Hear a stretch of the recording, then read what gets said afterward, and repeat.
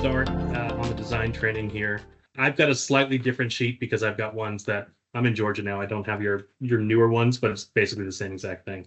I pre-filled out the top section here. You don't have to do that now.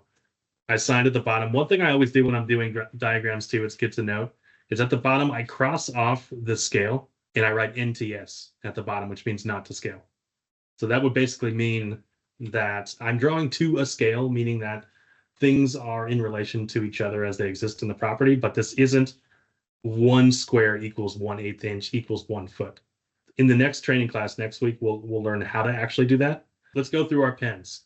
We've got a mechanical pencil. These are the easiest ones. I think the weight of the pencil themselves, the 0.9 millimeter, is really good for this. They don't break as easily as some of the other ones. We've got the red pen, for obviously for measurements. And then you've got 3 weights of pens here. And when I say weight, I mean the thickness of the line that it produces. So I use the Precise V5 RT, which is like a 0.05 millimeter. It's really, really thin. That's your thinnest weight. Your medium weight is something we call a sign pen. It's got this little sticker on it here. Comes off and it's like a medium size. That's a medium weight. And then your Sharpie, when these Sharpies, the fine points are new, they are kind of thinnish. They're like just thicker than your sign pen, but as it blunts in the tip, it starts to get pretty bold. The last thing we have here is the Pentel high polymer eraser. There's obviously an eraser on the back of your mechanical pencil. Those things wear out all the time. They don't do such a good job erasing your pencil marks. The high polymer eraser is amazing. It really takes off everything from your sheet of paper, and it will save the back of your pencil eraser as well. So those are all the tools I've got in front of me. I've also got a box which has been ordered for you guys and might not be there yet, but I keep all my stuff in here. I've got my pens and pencils on the side here. I've got all my markers laid out. So that's my pavers. This is my concrete. This is my trees. This is my grass, and etc. And these are all my elements. So I've got them all separated. So I've created a color coding for all your markers. So I've created a color coding for all the markers, which you can print out and put on your box or something if you want, or just remember what they are. So you'll know which ones are used for what.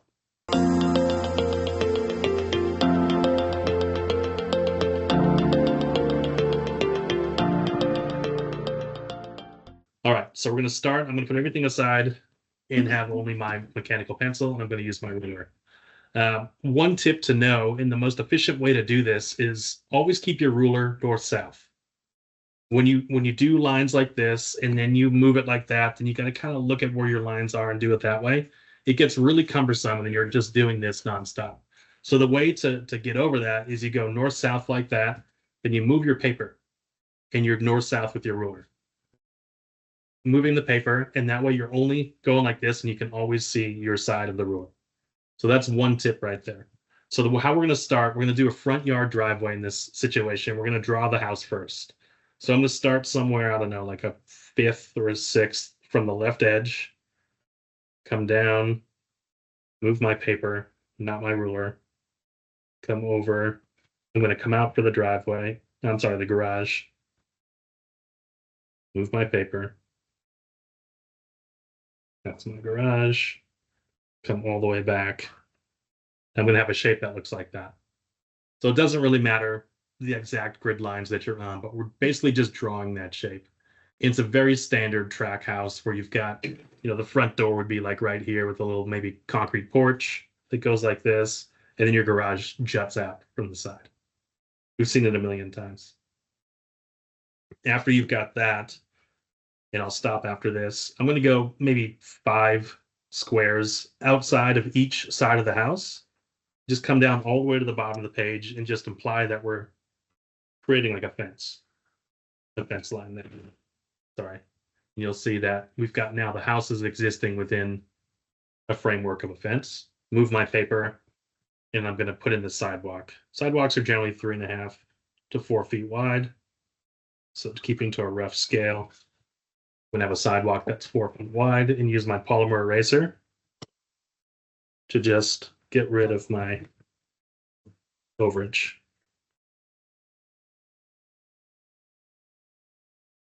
I realize that this takes a long time doing everything that we're going to do.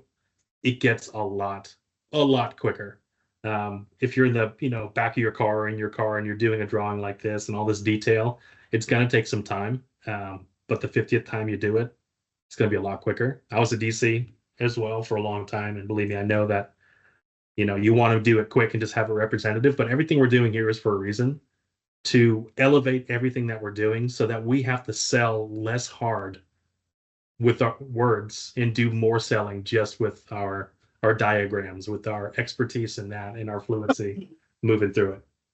So that's the overall view here. So if you're on board with what we got, we're going to flip our page again and we're going to put in some fences. It's just where maybe the garage one is a little bit further up. I usually do a double line, and then the side fence over here is a double line. Now I've got on the right side, I'll put in vertical lines. So I've got a gate here, and on the other side are just two lines that are horizontal, showing that I've got a fence.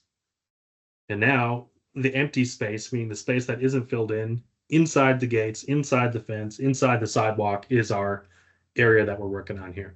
We're going to move on and do a driveway. So the driveway, we're going to go one block in from each corner of the drive, and we're just going to have a straight line down to the sidewalk. So one square in from the sides of the garage, and we're just going to go straight down to the sidewalk with no flare or anything at the bottom.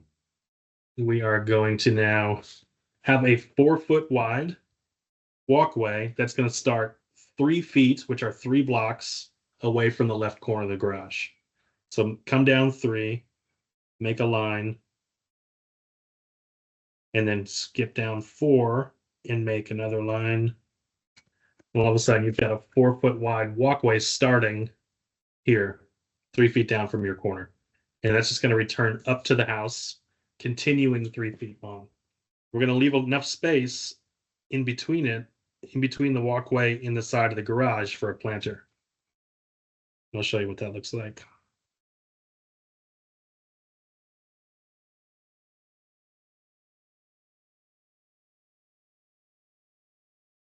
We just made a little L, and we left a gap here that's going to be like bushes or some sort of planter in between the walkway in the garage.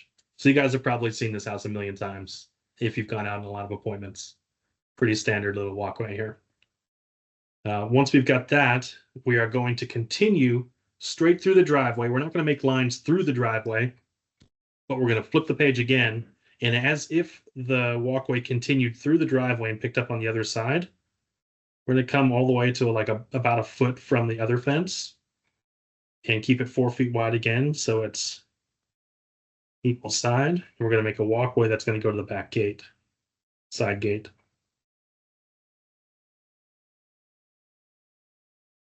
So now you've got a walkway 4 feet wide, going from the front door, going across the driveway, going to the back.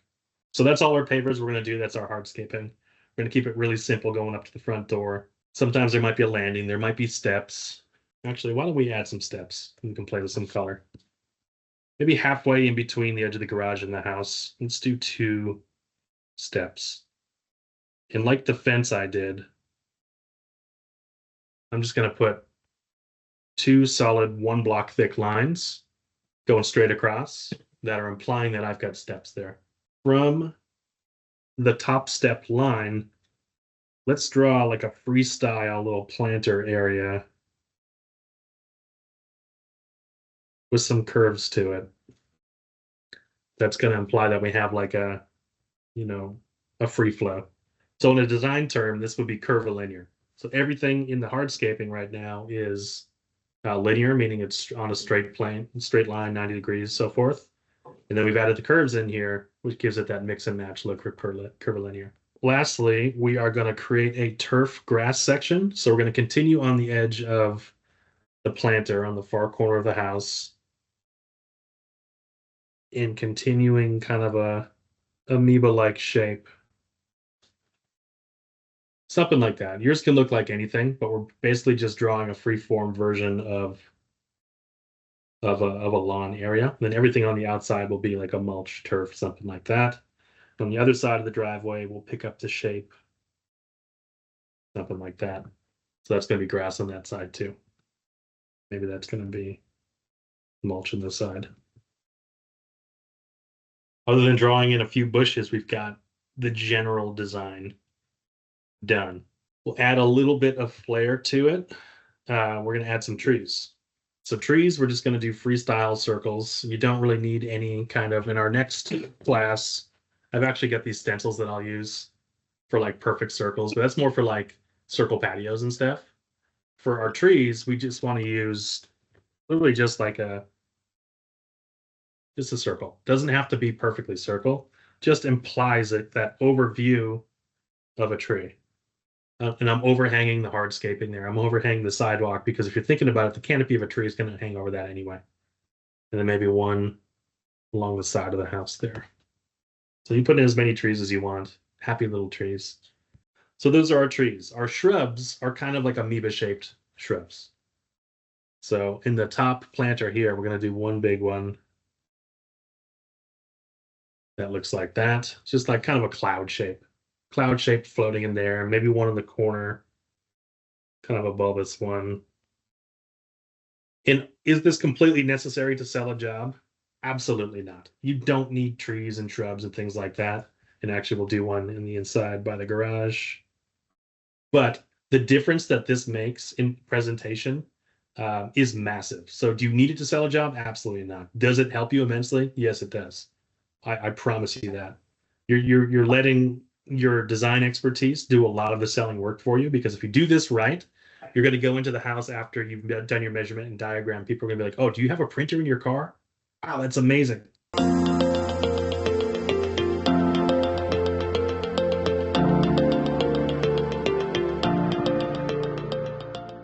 All right, so now that that's done, we've got all our pencil is finished. Throw your pencil in your box, and we're going to start from thickest weight down to our thinnest weight. So our thickest weight is our Sharpie. With our Sharpie, we're going to use our ruler again. And just like a comic book artist, there's the drawer and there's the inker. So the inker goes in afterwards and adds ink to the lines. So that's exactly what we're going to do. The first thing we're going to do are add in our vertical lines where our doors are. So we don't have to do windows. Some people do. I don't do windows. So in the door, extending up from where the walkway goes and from where the driveway meets the garage, I'm just doing two lines that imply it's only one box thick. That implies where the doors are. So here's your front door, here's your garage door. Now what I'm going to do is again go north-south vertical on my diagram and go just the house frame. Here's a quick tip to go really fast too, is to batch your strokes. And what I mean by batching your strokes is go the same direction before flipping your page. So I'm going to go north-south in all the directions of my shape. So I can just go left to right. Then I flip my page and I go all in the same direction again. And that way you're flipping your page less, because otherwise you're going left, right, left, right, left, right. And it's kind of a mess. Once you've got that outlined, we're going to make it a double line. So go inside the house, one line. And we're going to do, again, batching in the same direction. A double line, flip it once in the same direction. And if you take a look now, we've got a double line the entire foundation of the house with little gaps in it where the doors are. The reason that we do a double line and then consequently, or subsequently, I should say, we're going to color in the gap in between everywhere except where the doors are, the front door and the garage door. The reason we do this is because in landscape architect designs, generally the thickness of the weight is the height and elevation of the actual element. So the thickness of the weight is the height of the element. So the foundation of the house is generally the highest thing on a diagram. So the thicker the line, the higher it is. So we just effectively made a double wide foundation of the house. And what I didn't do was color in the front door and the garage. I just left empty white blanks there. And after you're done with that, we actually don't need the Sharpie anymore. We're going to go to our medium weight sign pen. We're going to mark in all the other lines that we made on the page with our sign pen, which is that medium weight pen. Keep your ruler north to south, and then batch your strokes. I'm going to start with all my straight lines. Batching the strokes again mean I'm going to do all my lines left to right, all the way across, and then I'm going to flip my page and do them the other way. So if you watch me, it goes really quickly when you're batching your strokes, just going like this. This is a reason why we do the pencil lines first, is because it's no real thinking of what you have to do with your inking here. You're just literally tracing your lines. Once you've got all your left to rights, you flip the page and go left to right again.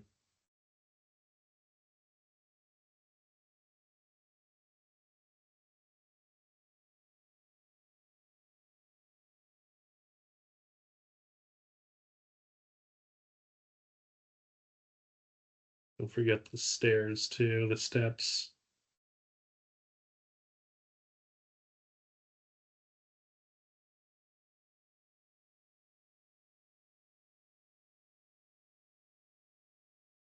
Okay, and once you've got all the straight lines, then you can do tree circles.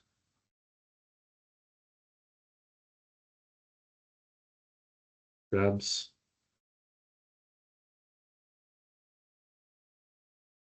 Planters.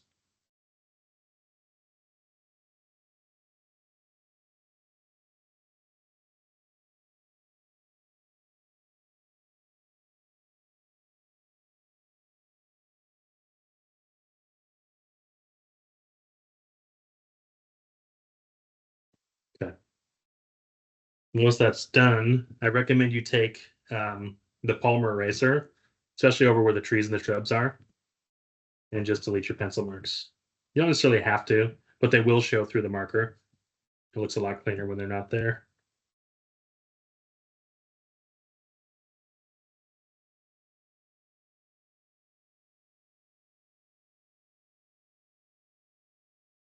And now we have inked our diagram.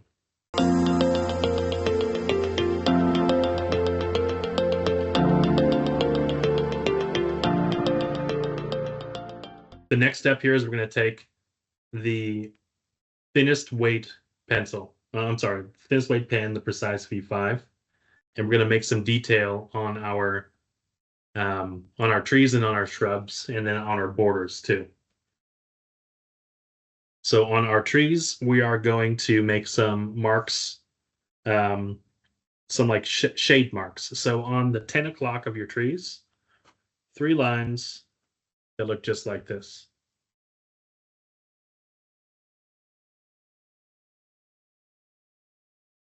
This is giving kind of an effect of a shadow when we color these in. Just 3 little lines at the top.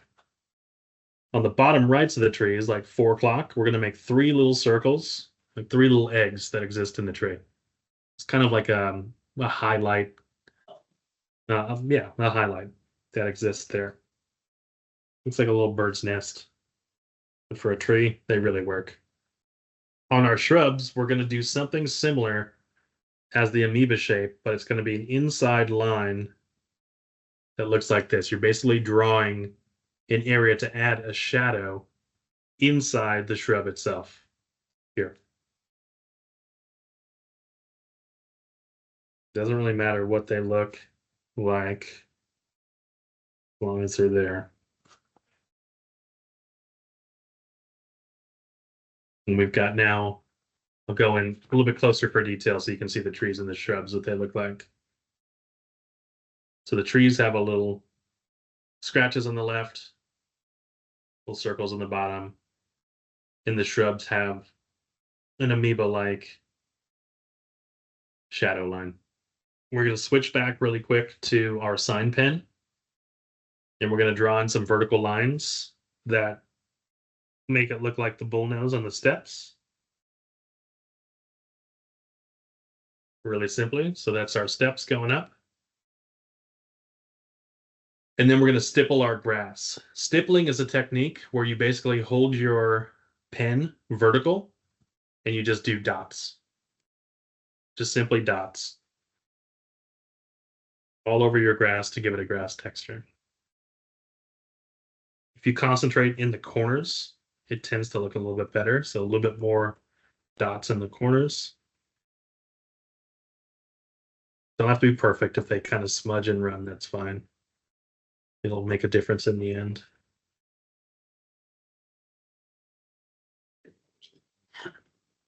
So we have stippled our grass and we have put in our bullnose for our steps. Now we're going to go back to our thinnest weight pen. I keep saying pencil. The Precise V5 RT. And we're going to add in our border. The most tedious of all the steps, but the most powerful in the way that it looks in the end. So what you're going to do is go a foot or a box inside of all your paver areas. And kind of like we did a double line for the house, we're going to do a double line and create an inside border for our driveway. And so if you take a look, I've made a line on the inside of the driveway here. On the inside. I'm going to do it on the walkways too. But I'm not going to do a double border. So where the walkway meets the garage, I'm sorry, where the walkway meets the driveway, I'm going to let the driveway be the border. I'm not going to cross it. It's just going to run into it, and that's going to run through the other side.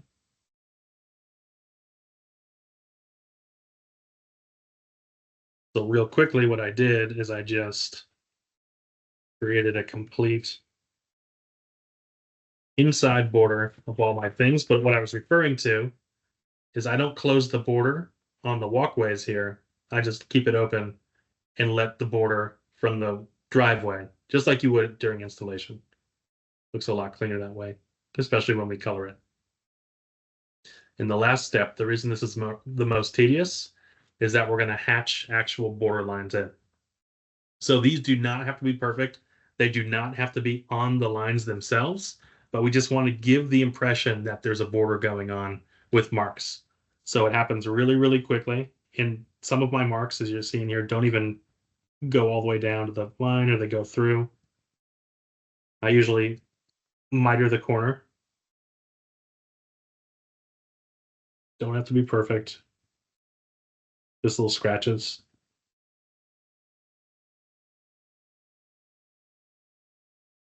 Again, tedious. Might not seem necessary, but wait till you see the effect it gives at the end.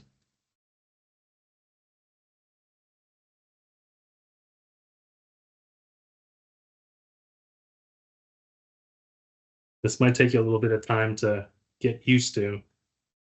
You will get quicker at it.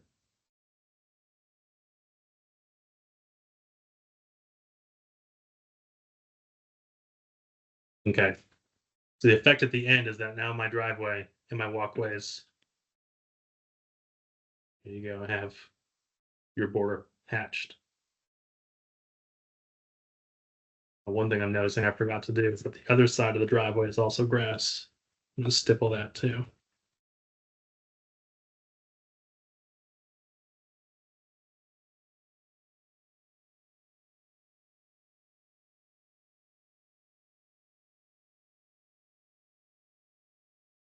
Okay, before we start coloring and labeling, we're going to add some texture to the driveway like we did the turf. So the turf just has the stipple. The driveway, what I like to do, whether it's on a 45-degree angle or not, I like to do a 45-degree hash. And they don't have to be perfect. They don't have to be X's. I just go all in one direction. This way. And then I flip my paper the other way. And I do a crosshatch. And it makes a really big difference for the flow of it. So now I have some good detail in there. And our drawings are really starting to shape up. You can imagine that if you are doing projects with like large format pavers on a grid, meaning not on a 45, you could draw them in a little bit tighter and imply that they are those smaller ones. You can play around with your hash marks. If it is on a 45, with tighter together. It can be wider together and imply different paper sizes. But in general, I feel like this extra step just gives it a little bit of texture. Okay, once that's done, we can put away our thin weight pen and we're going to start coloring in the fun part.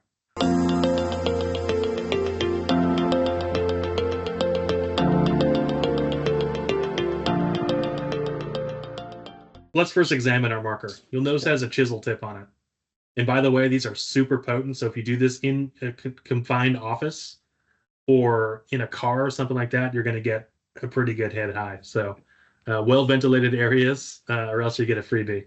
So you notice there's a chisel tip, kind of like a calligraphy pen if anybody's ever used that. I hold it at 10 o'clock, the tip facing towards 10 o'clock. So the lefty in the room, you'd hold it towards 2 o'clock. So 10 o'clock, and you put it down the paper, and we don't scratch away, like use our wrist to scratch away. We're going to just do straight lines. We're going to hold it in such a way that the pen, the chisel tip, only touches the page with as much as we want it to touch, if that makes sense. So if we're going straight down the driveway border, I'm going to go one direction, but I'm going to hold down only the tip so it goes the paper, the border width. So you'll notice that it's not perfectly within, and that's completely fine. We're just implying here the lines themselves are going to give the actual structure to the border. But we're going to do that for all the border, all the way across, moving in one direction. Again, batch your strokes, all the same direction, then flip your paper. Because if you flip your paper back and forth, back and forth, back and forth, you're just wasting time. Client's thinking, where the hell is this guy or gal? We got to go to the soccer game. Cat needs surgery. Whatever they got to go do, we got to get this done quick. So we're batching, going in one direction. Before you know it, all your borders are done, except the two that I didn't do. This takes some practice controlling the tip of the marker. I suggest, practice this a lot. Practice this a lot. There's no other way around it. The reason I got good and quick at this is because I did 1,500 of these that didn't sell, basically. Now I'm going to take beige, which is my paver field color. I'm going to start up by the house, and I'm going to go over what I just did, but not including the steps. The way these alcohol markers are designed is they can go over the colors that are below them. So I don't need to stick just inside the border itself. However, what you do want to know about this, and what makes a massive difference in landscape design drawings, is that you go in the same direction with each stroke. So check this out. With the driveway, I'm going to start at the bottom, and I'm not going to scribble. I'm going to go in one direction and keep it in the same direction. This looks a million times cleaner at the end when it's all done the same direction. Just like in the grass, which we're going to do. Keep it in the same direction so that when it dries, it doesn't look scribbled and it doesn't have overlapping parts. Because when you do use these markers over the top of an already done field, it's going to show double the color, if that makes sense. Kind of like an oil painting. It layers on top of itself. So the streaks all go in one direction. It can be north, south, it could be east, west, whatever you want to do, up, down, left, right. Once that's there, we move on to steps, which for some reason I used red to begin with. I stuck with red as my steps. So I'm going to use my red marker and color in my steps. Yeah. Brick red. Just like that. Just some red going. That's a quick one. I'm going to do my, let's see, the grass. So you're going to use leaf green. I'm going to use grass green, so the color might look a little bit different. On these borders, going a straight line is trickier when it's curved because obviously you don't have a easy starting point. Do the best you can to go in one direction. Leaf green. Leaf green.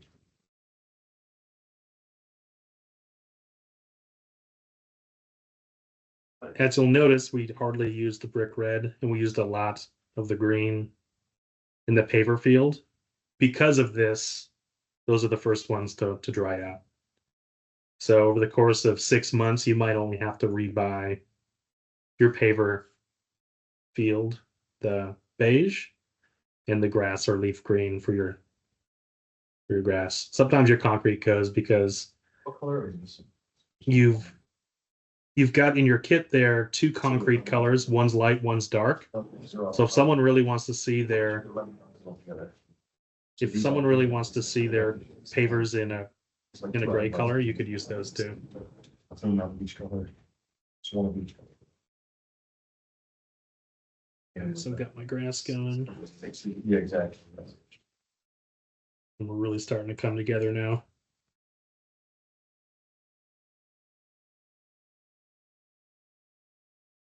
Okay, so now my grass is done. Best as I could, I kept in one direction. And it looks a lot more saturated now when the ink is wet, but when it dries out, everything kind of homogenizes and looks kind of a similar color. So you won't see so many shadows and light parts.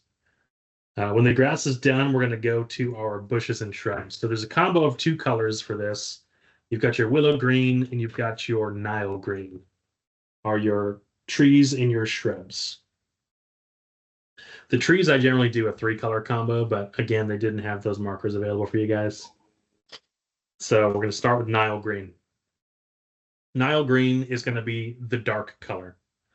Nile green is going to be, with the shrubs, the area that we shaded in with the amoeba thin pen mark. So if you look at the diagram I just did here, I colored in that amoeba shape, and then I'm going to use the dark marker to highlight that, color that in completely. You don't have to stay within the lines here. That's the beauty of these drawings. They can bleed. They can bleed outside the lines and move quick. That's the inside. The outside.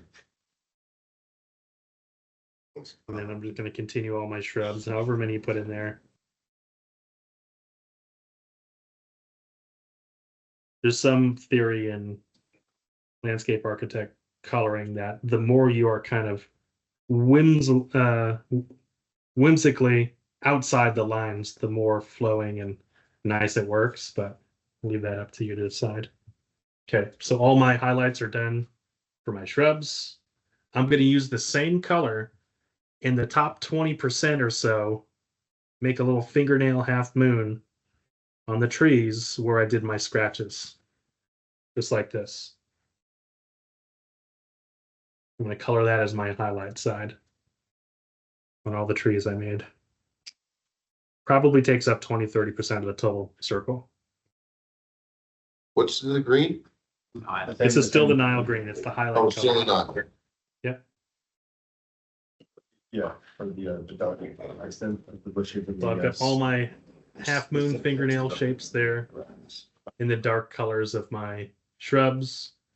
And then you guessed it, with the willow green, we're just going to fill in the rest.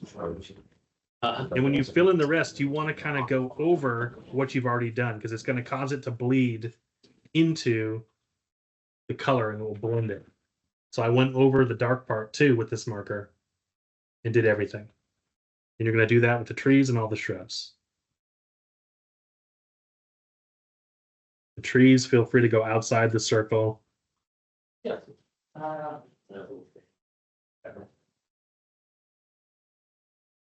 Your willow green is one of the ones that'll dry up quicker too, because you will use it more. Make sure you go over the dark part. Really blend it all in.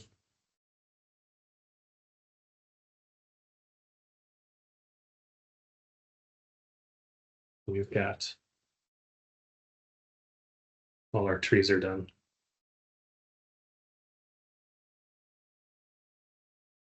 Okay. Pick one of your concrete colors. I think you have a cool gray 1 and 10. The higher the number, the darker it is. So grab your cool gray 1 or whatever you got there and just color in your walkway. One direction.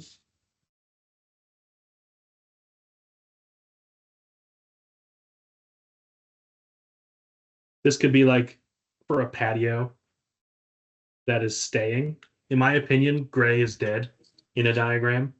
So that if we're not doing something in a space, but you wanted to call it out, like maybe the pool deck is there and we're not doing the pool deck, I'll color in the pool deck gray, and that implies that it's dead. We're not doing it. So my walkway is gray. And then I'm going to take, I would use just your sand again, and then color in all your remaining planter area parts. Anything within the space that we've created that hasn't been developed is just going to be planter. And ideally, you've got an extra color here, which somehow did not get into your order. I use something that's called warm gray, and warm gray actually shows up brown, as you can see in my diagram. But for now, you can just use your sand color. So it might double up next to your border, but your border is at least penned out. Yeah, so hard.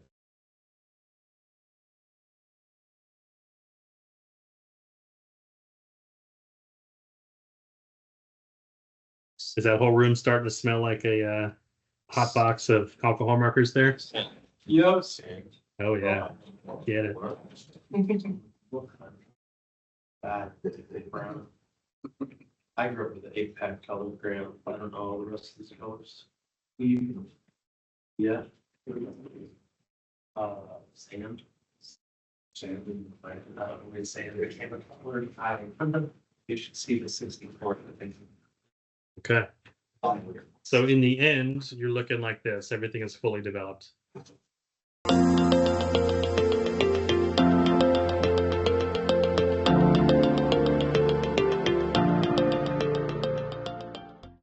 right, we're going to take our sign pen, which is our medium weight pen, and we're going to start doing a little bit of labels here. So I've labeled the top. My client's name is John Smith.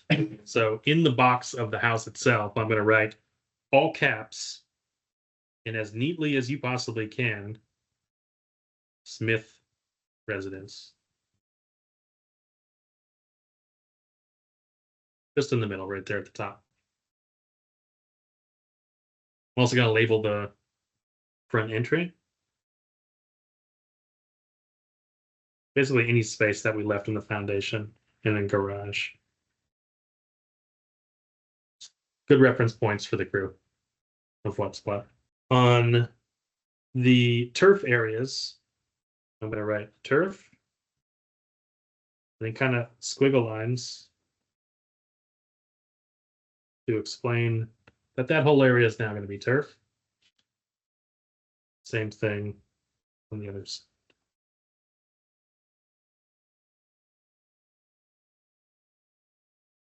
Now we've got some lines showing turf there. If you wanted to do a mow strip around the turf, when we were in our pencil phase, you simply could have just doubled up the border on the side and then continued the border around the turf. That would look sharp. If you were putting a seating wall on the side or something like that, seating wall, I used the pale cherry, which is like an orange color. Draw the wall, kind of like we did the steps, colored in orange. All of a sudden, your different colors are relating to different elements. I usually like to write at the bottom, sidewalk remains. Because this is a legal document, it is equally as important to put what we are doing as what we are not doing in a diagram. So if there's a pool showed here and there's a pool deck that's in gray and we're not touching it, put pool deck remains. Concrete pool deck remains. That way a crew who just looks at your diagram doesn't go in there and start demoing whatever the hell they want. We want to mark bullnose steps. So we will say bullnose, write it in the grass, bullnose steps, and then we're going to draw an arrow to it. I feel it's the most accurate when you start at the thing you're pointing at and then draw backwards towards your label. So I started at the steps, drew back towards the label, and then drew in my arrow. Bullnose steps, maybe times 2.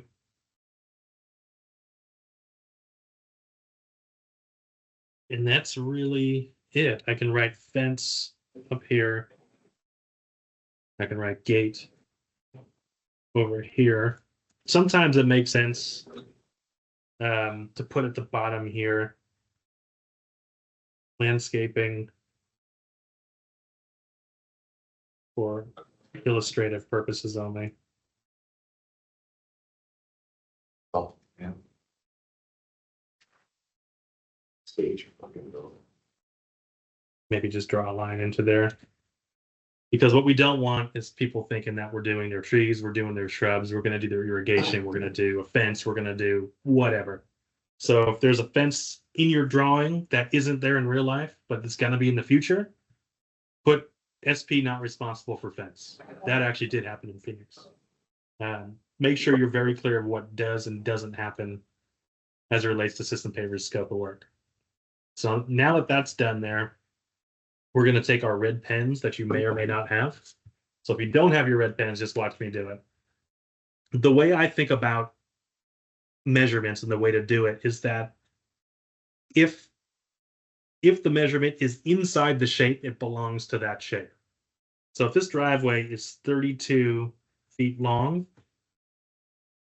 and I do it like this, that 32 belongs to the driveway, not to the measurement on the other side of the turf. Does that make sense? Because that measurement's actually different. Because it's inside the driveway, it's 32. But on the other side, it's actually maybe 24. So because that measurement is inside the turf field, let me get it in focus here. That's 24 and the driveway's 32. Now I'm going to continue that here. So that's 4, that's 4. So it's 4, 4. There's maybe 16 on the driveway. On the side, here's how you can do the length without getting too complicated. So if I want to show outside the diagram how long something is, let's say that this is 20 feet. I can draw a line on the side of it outside the actual scope of work with two little horizontal lines that show how long it is, and in the middle, what my measurement is. Really super helpful for construction. Setbacks are also really important. So if this one is, maybe we'll call that 8 on this side. Something like this is really important for construction to know. This measurement right there. How far is this grass area that we're building starting from the sidewalk? Right? Otherwise, they might start at 2 feet and then continue it in a different shape, and all of a sudden, you know, you're way over on your turf square footage because they didn't follow your design. So if we want to find out what side this is off of it, we can do like 10 feet.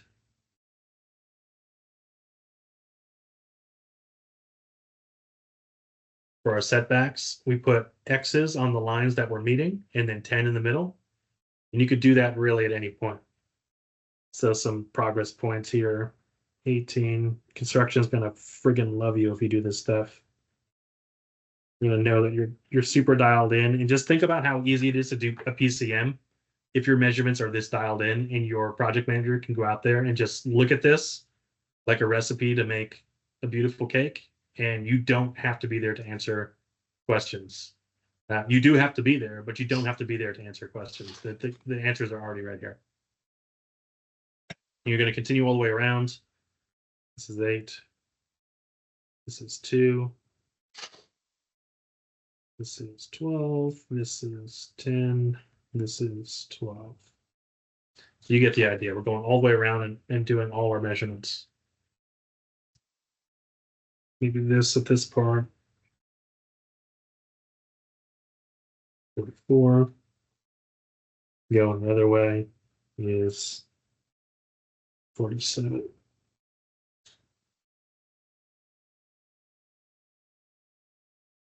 Okay, once you're all labeled up, you're good to go.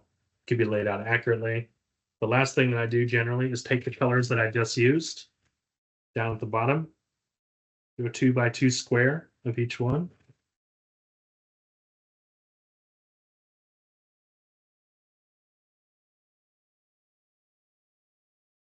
You probably see where I'm going with this.